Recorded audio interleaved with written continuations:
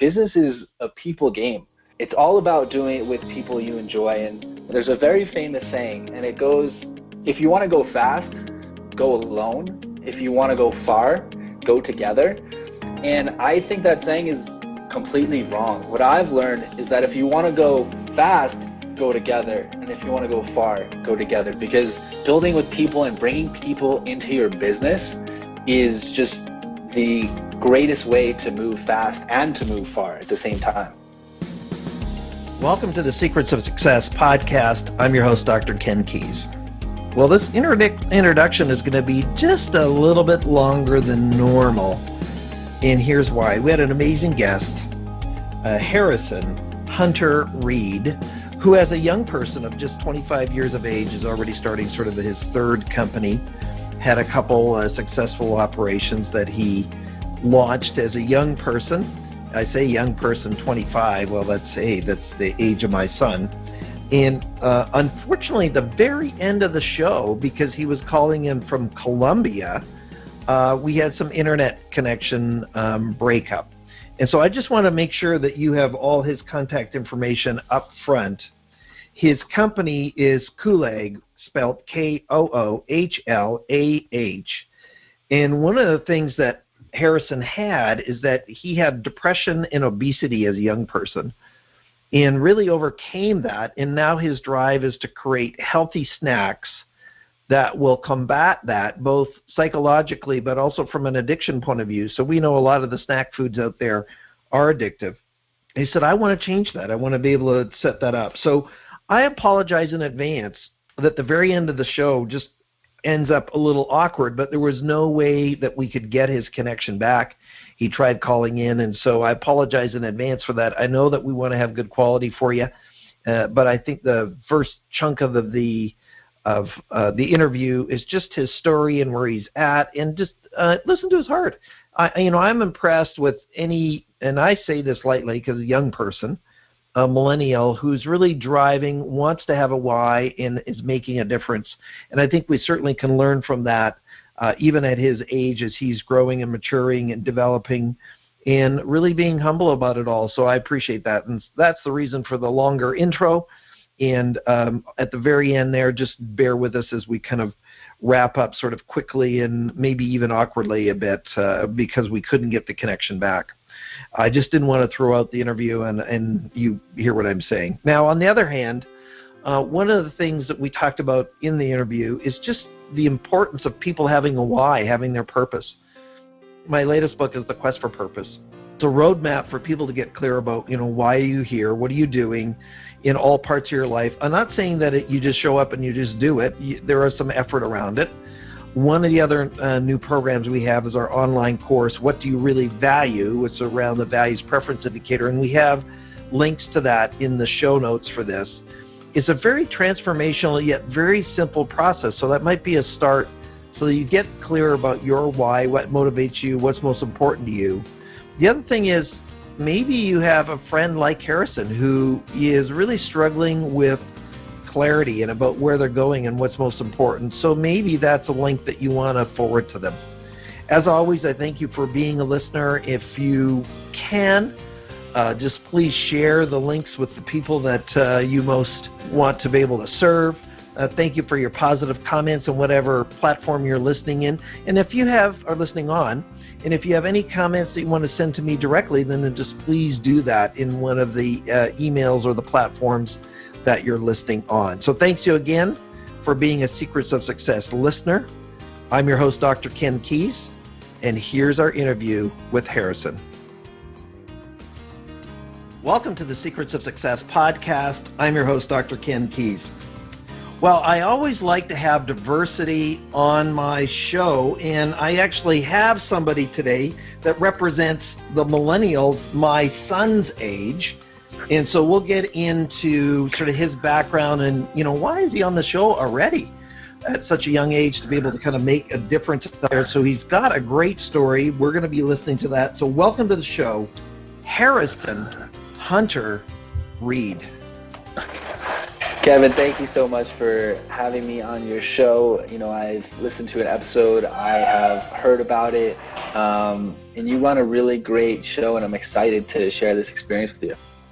Hey, well, thanks, Harrison. And just to clarify, it's Ken, not Kevin. But it's Ken. Oh, I apologize, Ken. No, well, sometimes it happens. Sometimes Kevin happens, and so that's not a problem.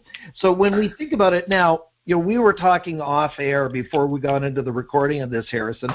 You grew up in New York, and I'm going to hear your story in a minute. But it's interesting, with podcasts being global, and I've been on shows in Australia or guests from Australia or Europe or Dubai. We're recording this while you sit in your apartment in Colombia.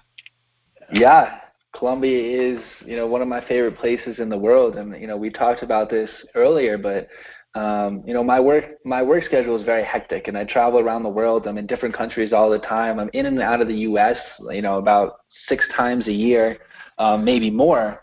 And, whenever I have the time and the ability, I like to come down to Colombia where I could just clear my head, I could focus, I could be myself, and I could really work on the business versus always just working in the business. Because when you're traveling around and there's so much going on, you kind of get caught up in the day-to-day. You never really get to sit back and say, okay, where are we going? How can we create a better message? How can we communicate our message better? How can we bring in more innovation? So when I come down here and I think about my business, it's where I really come up with my best ideas that, really help move my businesses forward. Mm.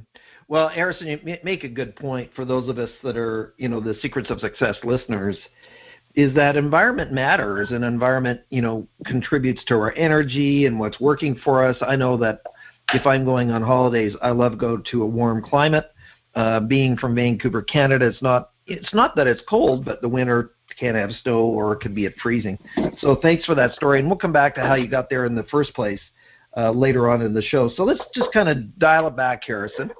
In our opinion, you're a young person, so you're a millennial, you're in this 20s, and there's no negative judgment on that. That just is. So right. You grew up in New York. What was sort of the family life like for you, in siblings, all that kind of stuff? What did your parents do? Right, yeah, that's a pretty loaded question. There's a whole bunch of... That's why I'm host. I get to ask them, right?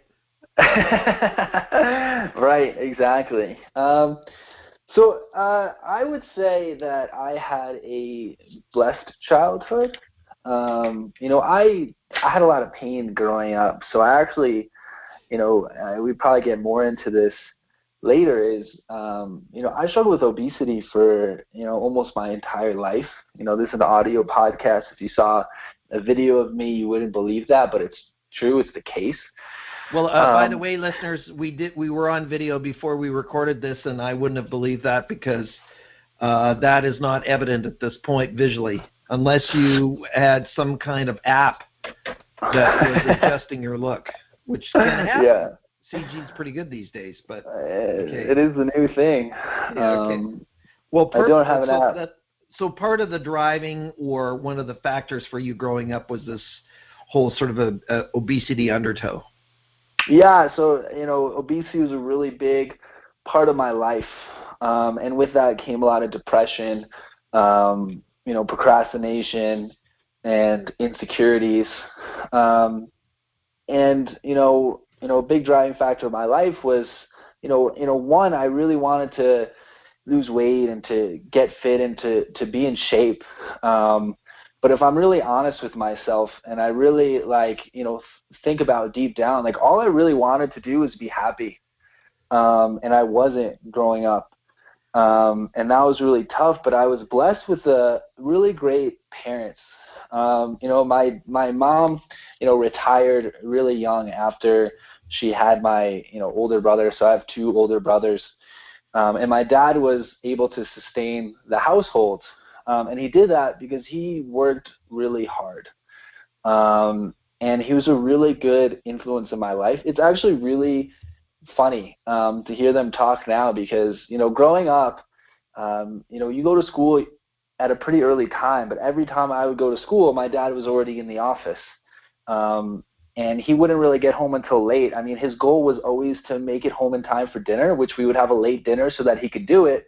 And most of the time he did. He was a really good father. But he didn't all the time because he worked really hard. And, now I hear them talk, and they're always worried about, if we didn't really see my dad, work hard. But it's really evident. My dad works really hard, and he's a really great role model for me. And so, what did he do, Harrison? What was his job? So, my dad was in finance. So he traded convertible securities, which is is actually kind of a fascinating sort of business. And it had him, one, glued to the desk during market hours, but then also before and after market hours. So you'd have to prepare, you'd have to do research, you would have to come up with strategy. Wow. And did it treat him well? Yeah, it treated him well, and that's actually another part of my story. So my dad is pretty successful. He actually he had his own business for a while, and it kind of just went under. But he was successful for me growing up, and I built a huge story around that. My dad had made money, and we were successful. And I sort of, wanted to separate myself with that. So even though that my parents had money, I grew up in this sort of, scarcity mindset where, there was money around, but it wasn't mine. And so I had this really weird relationship with money for a long time in my life. I've recently, gotten over that. But I was always kind of not necessarily afraid of money, but I was afraid to spend money, which, as an entrepreneur, as a business owner, if you really want to take your business to the next level, it's, a lot of it is spending money. It's all about investing. It's not about, how much things cost. It's about what kind of value you get in return from the investment. And so that's something that I've discovered recently that's really helped me take my businesses to the next level. But I kind of struggled with growing up because I did come from a household that, had a lot of money. Mm. Now, how do you think having money was the one that difficulty with you? Because I've had many guests on the show where they didn't have anything, right? Right. And so, scarcity mindset, protect what you have because you're not going to get any. What do you think? What kind of mindset was it setting up for you as a teenager? Well, for me, it was something similar. It was, I didn't want to be, someone who I created this sort of mindset where it had to come from me that I wanted to create it. I wanted to be sort of I felt insecure spending my parents' money, so it all had to come from me. So I kind of grew up in that mindset, and the thing about that mindset is money is a very valuable tool, and I have friends that they grew up with money and they sort of accepted that. And it's very beautiful to see what they're doing now, how much good they're doing with the money. Money allows people to, really make a difference in the world and put into play what they want to see. It just makes, a lot of those things a lot easier. And I fought that for a really long time. And so, to answer your question about mindset is, I had this funny sort of, attachment to money, but also another thing is because, I wanted to so much separate myself from, my parents' money, I also formed this mindset where, I needed to create all the success for myself. And so, the first business that I created, it was all me. Like I didn't have any partners. I didn't really bring people in. I limited the people who I worked with. And something that I've learned over time is business is a people game. It's all about doing it with people you enjoy. And, there's a very famous saying, and it goes, if you want to go fast, go alone. If you want to go far, go together. And I think that saying is completely wrong. What I've learned is that if you want to go fast, go together. And if you want to go far, go together. Because building with people and bringing people into your business is just the greatest way to move fast and to move far at the same time. Fair enough. Now let's just back up. Obesity, a real thing that's going on with you, money stuff, so we'll just leave that for a moment. So now high school, you're finishing high school. What did you do after that? Now, you started this first business. When did you start this first business? How old were you? So the business that I was talking about is my second business. The first business I started when I was 18, and this is sort of, I would say that I lucked into it. So I had a few friends freshman year of college that started an event company, and they invited me to join as a co-founder, which was really an amazing experience. Because what we did is, we weren't a normal event company.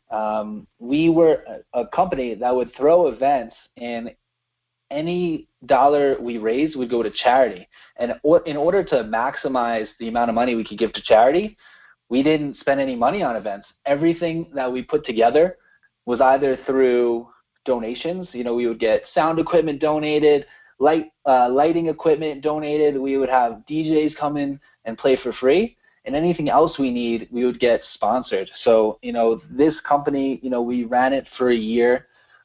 In our culmination, actually, we hosted an event, and we had over 800 people showing up. For a bunch of, 18-year-old kids that had zero capital, to host, a massive event with 800 people and to raise thousands of dollars of charity, it was a really amazing experience that I'm really lucky and blessed that I got kind of pulled into. Now, when you think about college, what were you taking in college as far as a major? Okay, that's a really, really great question. So actually, it's a really funny story, and I was talking about this with someone the other day. I actually happened to major in entrepreneurship in college, but I don't equate learning really anything from college to my success today. And the reason why I majored in entrepreneurship is, I struggled a lot in college. I was still fighting obesity. I was still fighting depression.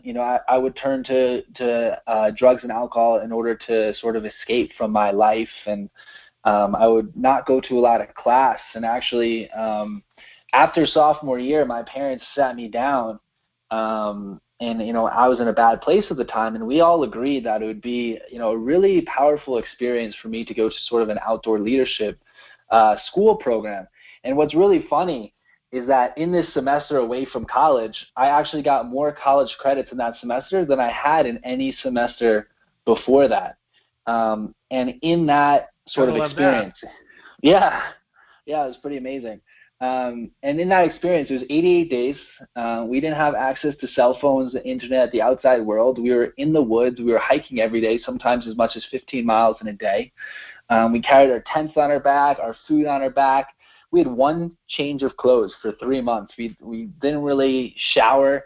All water. Where is this, Harrison? What part of the country? So this was in New Mexico. We hiked through the Gila Mountains. And it's a program called NOLS, and they actually have programs all over the country. Okay, so how do you spell that? NOLS. It stands for National Outdoor Leadership School. And how did that get onto your parents' radar? That's a really good question, and I'm not completely sure. I believe my dad may have had a friend that did it when he was my age, or he had a friend that had a kid that had done it. But he had come to learn of this school, and he had learned that a lot of the graduates have actually gone on to lead pretty successful lives. And it's because when you spend 88 days disconnected from the world, you kind of do a lot of thinking. And I thought a lot about my life. How did you survive without a cell phone for 88 days? It was really hard. It was during football season too, and I was a really big football fan, so I was kind of devastated that I wasn't able to, know how my team was doing or, watch any of the games. But it really, we're really addicted to these cell phones, and after a week or so, you really forget about it, and you start just to enjoy the little things of life, like the people in your life, or games you could play, or just the beauty of nature. How many were in your group that you were hiking with? So we started out with 14, and I think we ended with 11. Some people don't make it the whole 3 months. Yeah, right. They couldn't give up their cell phone for that long. Wow. So when you think about it, Harrison, if obesity was part of your life, were you going into this event being not as fit as you'd like to be? So this is actually a big event that, really helps me, overcome obesity. I mean, it's not what I would give credit to, but when you're, living in the woods, hiking every day and only having the food on your back, you do lose a good amount of weight. Was I kind of insecure about going into it in my weight? I would say no. I went into it really excited about the prospect of, being in a structured program where I would lose a lot of weight without really even having to think about it. Plus, just being fitter by doing that amount of walking and hiking every day. Right, exactly. Cool. So how old were you when you did this? Were you 19, 20 years old? I was 20 years old.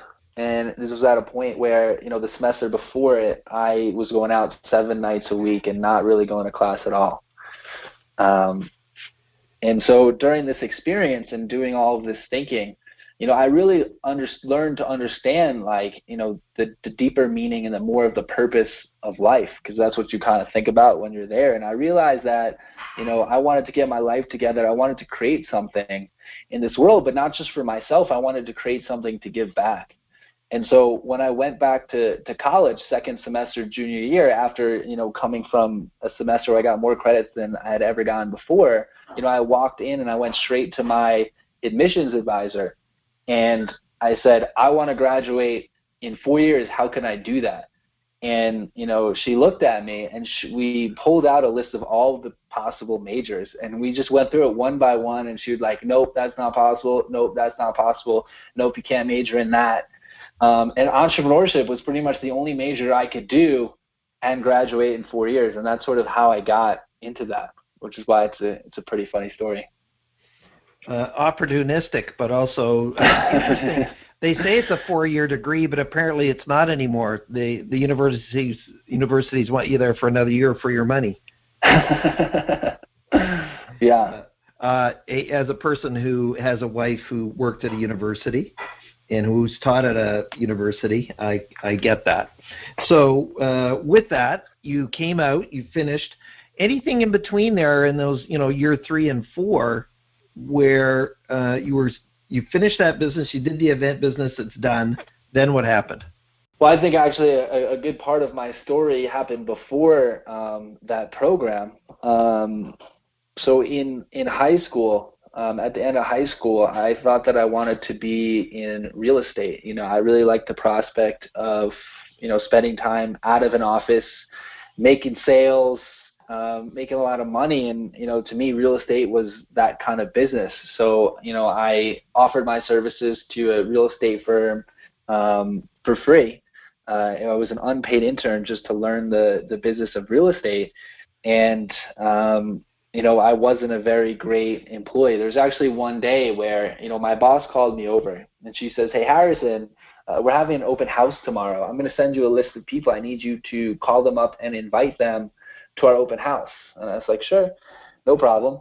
So I get back to my computer and I get the email and I open it up. It's an Excel file and there are 2,000 names on this file.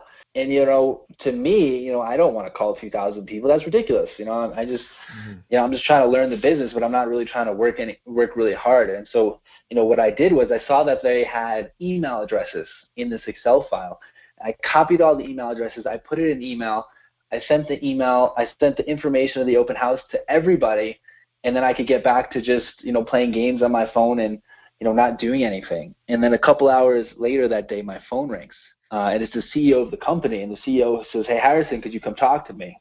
And so I got up and I walked over to his desk. He was one of those CEOs that was sort of like in the middle of everything. He had his cubicle in the office. And I said, hey, what's going on? And he said, Harrison, did we ask you to, call a list of names to invite them to the open house? And I was like, yeah, you did. He said, did you email that list of names to invite them to the open house? And I said, yeah, there was a ton of names. It didn't have a lot of time, so I figured this would be, the most efficient way to get everyone informed of the open house. And he says, Harrison, I've been getting calls all day, people who want to be taken off the email list. Looking at your performance over the past couple of weeks, we can't have you anymore. I'm sorry, you're fired. And, to me, as, a 17-year-old kid, what I heard was, Harrison, we pay you nothing, and to us you're worth less than zero. And so, I was really crushed with that. And that sort of carried over throughout my life. It was kind of why I was so motivated to, get involved in the events businesses, because I wanted to prove that I had something to offer, and that I could be successful. And, once I hit the outdoor leadership program, I really got the vision in my head of how to be successful, and that's when I sort of turned everything around. And then after that, so how did your mindset change? What shifted for you? So there was a day in the woods where I was hanging out in a cave with this guy named Johnny, who's one of my best friends to this day. And Johnny wasn't the coolest guy in school, but Johnny was someone that everybody really liked, and I really wanted to understand why everybody really liked him, because I really liked him. He was just such a likable guy, and he taught me about the power of vulnerability and authenticity and being open. And so I sat him down in a cave one day, and I was like, Johnny, teach me. How do I be like this?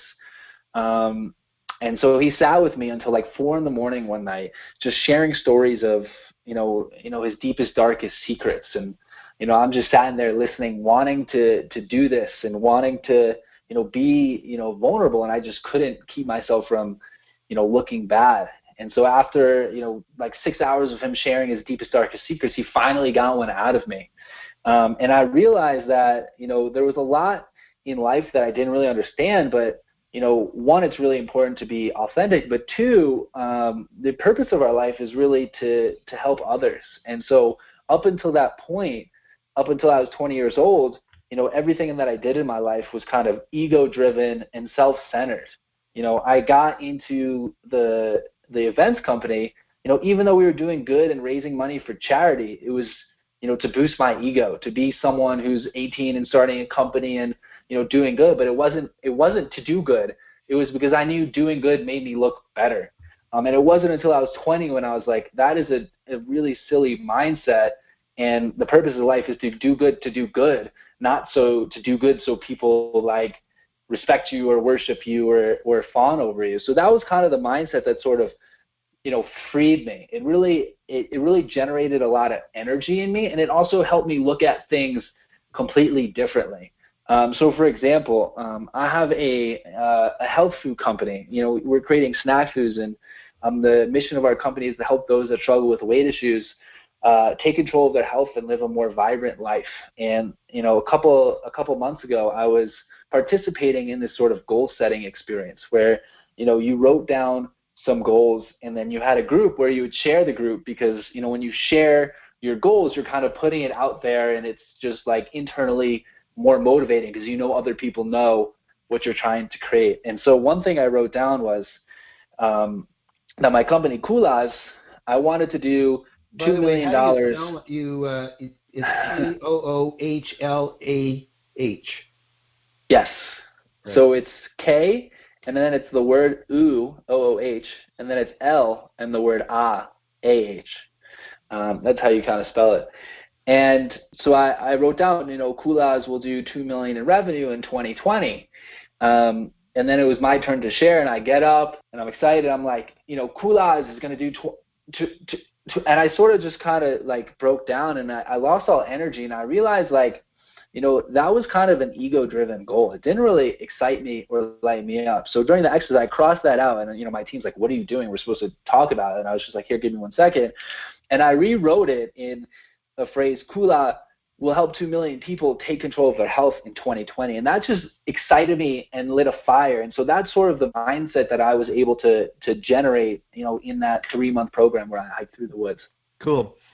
So where did this idea of this company come up for you as far as now, did you say to me before we were on the air that you're just launching this food line here in the next little bit? Yeah, so we're launching in 5 weeks, in the middle of March, on Kickstarter. And how this food concept came to be, when I graduated from college, I started a financial services business I just got out of that program. I knew I wanted to help people.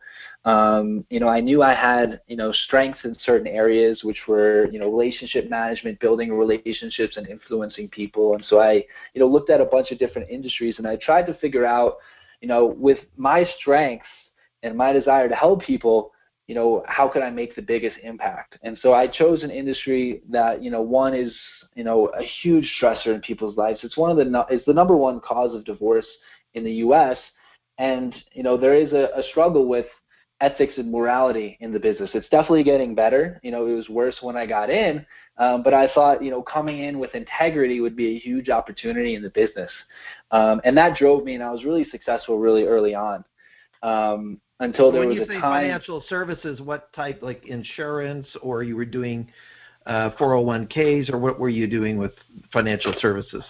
So I specialized in 401k and defined benefit plans, something that allowed people to contribute a lot more money to their retirement savings than, the traditional avenues. And I also help people with their, financial planning and their, personal investment services. And so I got in thinking that I was going to make a really big difference. And, I got a lot of momentum early on until there was a situation where I really saw firsthand sort of the ethic and morality issues in the business. And, being so close to that really kind of put my head for a spin, and I got depressed, and I sat back and I started thinking about what I was doing. And what I was doing was I was helping people with their finances, but I was helping people with their finances that would live and die by their finances. And that's totally great. It's a noble service. You're adding value to people, but I wanted to do something more. And so, now, without you breaking confidence, you got me curious, Harrison, about what did you see which was unethical without you breaking confidence or revealing who it is? Sure. What was the behavior? What was the behaviors you observed that really were bothersome to you? So I could go into it. I could go into it without names, but there was a client, a really big client. It was going to make me, a millionaire at 23. It was that big of a client. And I went in, and first I met. It was another financial services firm. That was kind of my specialty. And so I came in. I talked with the partners. They were interested. I spoke with their tax team. They were interested. I spoke with the C-suite. They were interested. And then I spoke with the board of directors. And they were totally interested. They asked me, after this long process of all these meetings, they asked me to, send over the paperwork so they could sign it and we could onboard them. And I do work with service providers. I can't, supply, retirement services by myself. So I reached out to my service providers to get the paperwork together so that we could send it to the client and they could sign it. We can onboard them. And what I didn't know is one of the service providers that I worked with, another business, and she in that business had gone in to pitch the same client 5 years before me. And, on finally winning this, new business, and he picked up the phone and he called the company, he called the CFO and basically cursed the CFO out and said, you're working with me. That's the only option that you have. And the CFO didn't even know who this guy was. But he, got a really bad taste in his mouth. And, to this day, he's actually not being serviced properly because of this experience of, this other guy in the business who, didn't allow this company to get what they really needed. And that got me, depressed, and I started thinking a lot about what I was doing. And what I was doing was, I was helping people with their finances, but people that weren't going to live or die by their finances. And, it's a noble profession. It's really necessary. It's a really great value to society, but it was just not necessarily what I wanted to do. And so I thought back in my life, and I remembered the depression and the obesity and just wanting to be happy growing up, and how long it took me to overcome that and beat it once and for all. There were a lot of ups and downs. There's a lot of miseducation out there, and it's not in a bad way. The miseducation out there is just nutrition and different diets, and they're trying to get new, that's their job. It's to teach new things, and so they kind of run with things that may not be in the best interest of their readers, but they're not doing it to hurt their readers. They're just doing it because they learned this cool information that would be nice for their readers. So that's what's so exciting. There's so much that goes into this food company and the nutrition behind it. So what's going to make it so different is that, I struggle with obesity. People in my family have struggled. I know a lot of people that have struggled. And one consistent motif that I've learned is that, a lot of people understand that being healthy is better than being unhealthy. And so they try to become healthy. And they generally eat healthy. And then it's in times where, they're in the office and they're stressed. They may be overwhelmed. They don't have any time to get anything healthy, so they just reach for something that, is going to taste really good because their brain is looking for some sort of dopamine hit or some sort of pleasure, or other situations where something in life happens out of their control and they get a little upset and feel like, something happened to them and they're not happy about that. Or, if they get angry at themselves because, they don't perform the way they perform, they reach for these snack foods that, taste really good and, help you feel better in the moment, but end up bringing you lower into emotional distress. And it becomes this vicious cycle. And so, we went out to create a product that we could help people take control of their health without asking them to diet or change the way they eat. Because, when they're their worst, habits, that the eating this junk food when they're in emotional distress, we're creating a product that offers the same sort of, emotional relief with the flavor and the pleasure center, but will do a lot of good things for your body. It'll feed your body. And so a few hours later, you'll feel better. You'll have more energy. You'll be able to focus more, and you'll be healthier. And all of this comes from just a bag of snacks. Now, when you think about your food, without giving away trade secrets, what drove you to come up with your formula, if you may, for what you're trying to provide there? Do you have some researchers that you're working with, or how did you come up with an alternative that's going to be healthy for people yet still as, quote unquote, I don't want to call addictive, but certainly as pleasurable? Right. So, addiction is a really good thing to think about. A lot of these foods are really created to be addictive, and something that we're doing is we're offering a food that helps people break their addiction. So I got a question the other day about my food company, and it was from a very educated woman, and she said, shouldn't people be eating more fruits and vegetables instead of snacks like yours? And the answer is snacks like mine will help people eat more fruits and vegetables. Our bodies have evolved over thousands of years to crave foods that are healthy for us. And about 90 or 100 years ago, when we had to feed a growing population, we had to change the way we grew our foods. And we made our foods grow faster and bigger in order to feed the growing population. But what that did was it removed the nutrients from the food, and with the nutrients, it removed the flavor, because our body actually equates flavor to nutrients in the food. That's how it knows what to eat. And so when we removed the flavor from the food, companies started to add flavor to the food. And it wasn't to hurt the consumer. They added flavor to the food so it was enjoyable so people would eat their food. But that had some negative consequences. It sort of confused our bodies, because in general, the reason why we crave different foods is because we have a certain nutrient deficiency in our body. So, for example, the way our body creates ATP is a cycle called the Krebs cycle. And in order to go through the Krebs cycle, our body needs a certain amount of vitamin B12 in it to make that process work. And without the vitamin B12, we can't form those energy molecules. And so when we're low on vitamin B12, our basically goes into its database of foods over the last year we've eaten that has vitamin B12, and it picks one and it sends that signal to your brain, and that's why you crave certain foods. what happened was when we introduced, chemical flavors into the food system, is these chemical flavors would tell our body there were certain nutrients in the food that weren't there.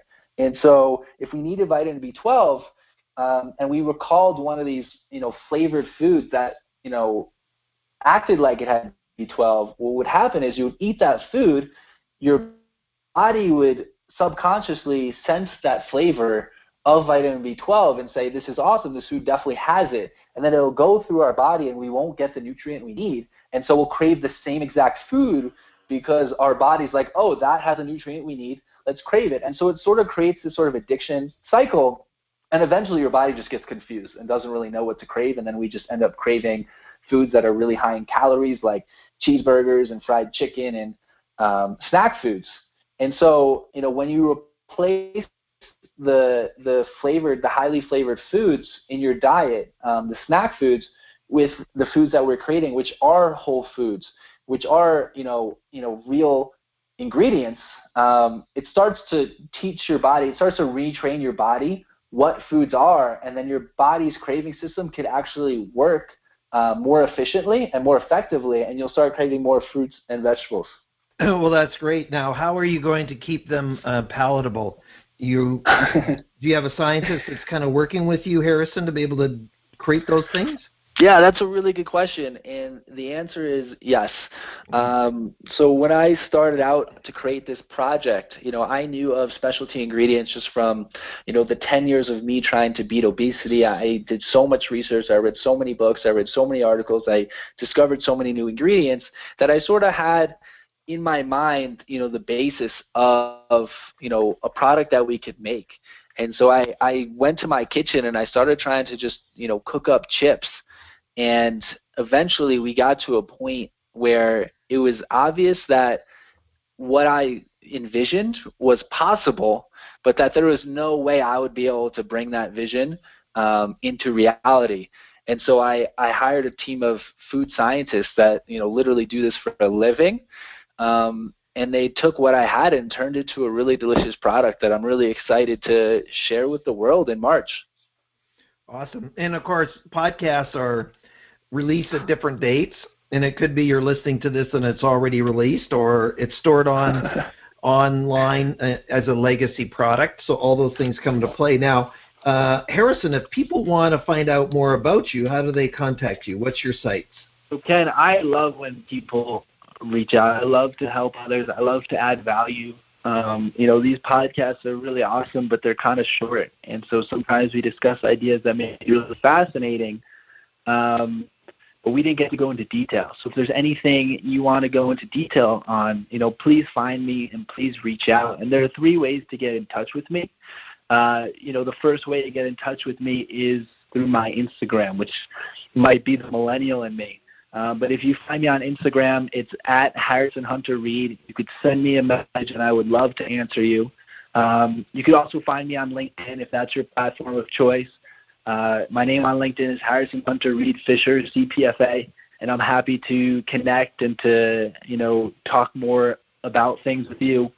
Or if you just want to learn more about the company and, be informed about, when our project is available, our product is available, or if it's already available, how you can get your hands on it, you can go to Koolah.com, KOOHLAH.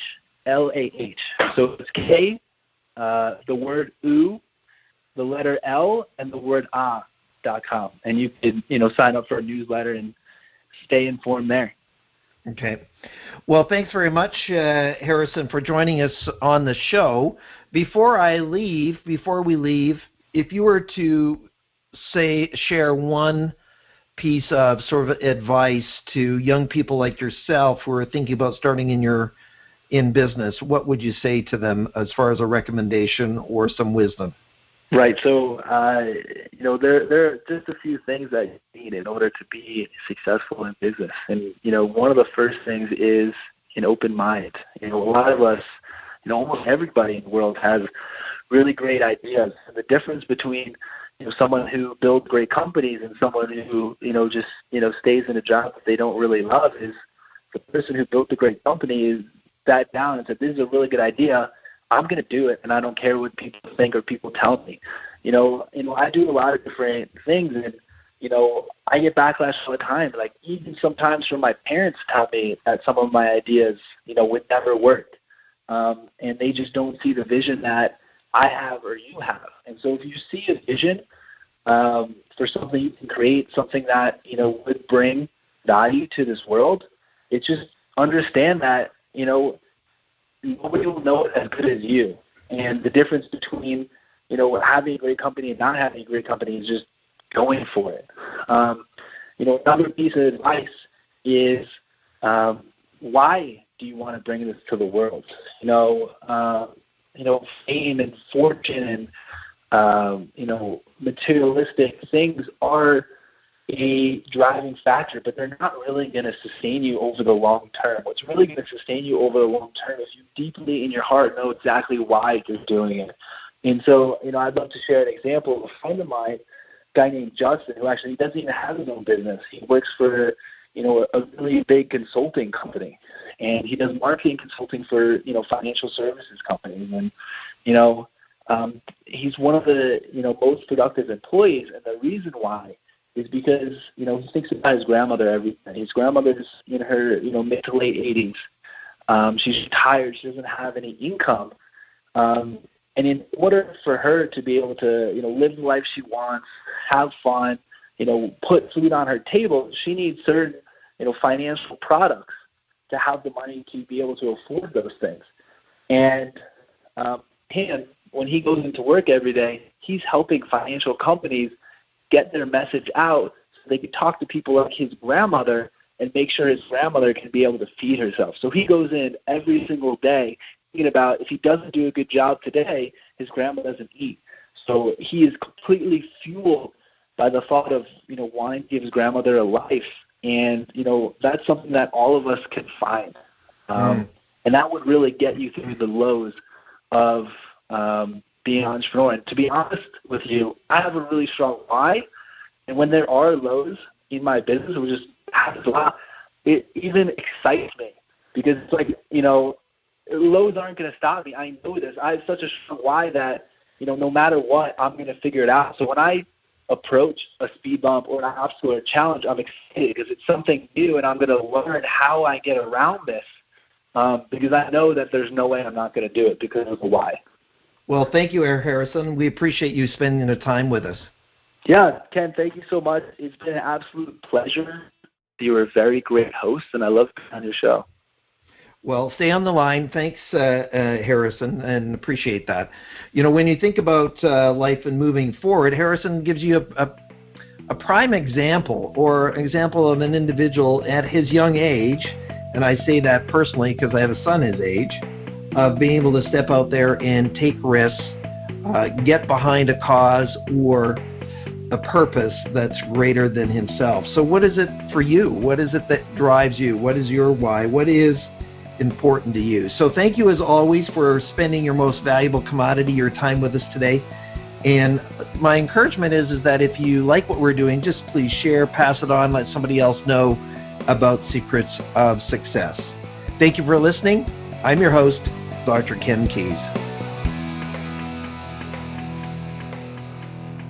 Thanks for exploring the secrets of success with us. If you want to keep the momentum going, log on to crgleader.com. Scroll to the bottom and sign up for our inspirational emails. You can also take your success to the next level by following us on Facebook and Twitter and connecting with Ken on LinkedIn. We hope you have a great week and look forward to you joining us next time for the Secrets of Success podcast with Dr. Ken Keis.